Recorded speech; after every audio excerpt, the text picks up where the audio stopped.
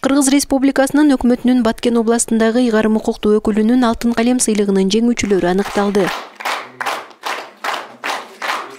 Теле берүү жана радио уктуруу кызматкерлеринин күнүнө карата массалык маалымат каражаттарынын өкүлдөрүн областтык жана шаардык жетекчилер куттуктап калуу тилектерин айтышты. Бүгүн биз өзгөчө мындай сыйлыктанган, өзгөчө кадырлаган инсандардын кесиптик майрамы, себеби 8 декабрь бул Кыргыз телевидениесинин жана радиосунун күнү деп белгиленген.